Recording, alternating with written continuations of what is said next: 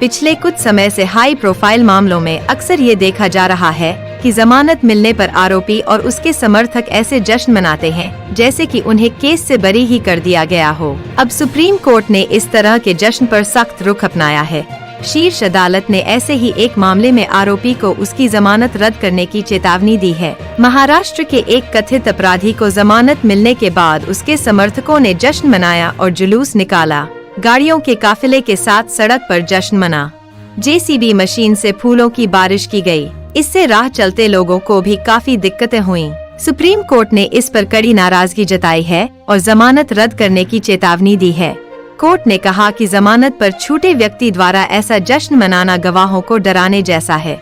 मामला महाराष्ट्र के नेवासा का है, जहां सोपन गाड़े नाम का आपराधिक व्यक्ति कई मामलों में आरोपी है। इसमें 2013 का एक हत्या का मामला भी शामिल है। निचली अदालत और बॉम्बे हाई कोर्ट ने उसकी आपराधिक पृष्ठभूमि की वजह से उसकी जमानत याचिका खारिज कर दी थी। हालांकि सुप्रीम कोर्ट ने सोपन गाड़े को जमानत दे दी थी क्योंकि वह लगभग एक दशक से जेल में बंद था। जमानत मिलते ही सोपन गाड़े ने नेवासा शहर में अपने समर्थकों के साथ जुलूस निकाला। इस जुलूस में 100 से 150 चार पहिया वाहन और 70 से 80 दो पहिया वाहन शामिल थे।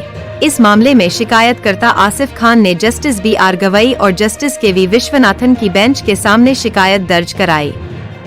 उन्होंने बताया कि सोपन गाड़े के समर्थकों ने पटाखे फोड़े और JCB से फूल बरसाए। इससे नेशनल हाईवे पर 5 से 6 घंटे तक जाम लगा रहा। शिकायतकर्ता ने सोपन गाड़े की जमानत रद्द करने की मांग की और कहा, पिछले साल 16 दिसंबर को लोगों में अपना खौफ पैदा करने के लिए सोपन ने 100 से 150 चार पहिया और 70 से 80 दो पहिया वाहनों के साथ जुलूस निकाला।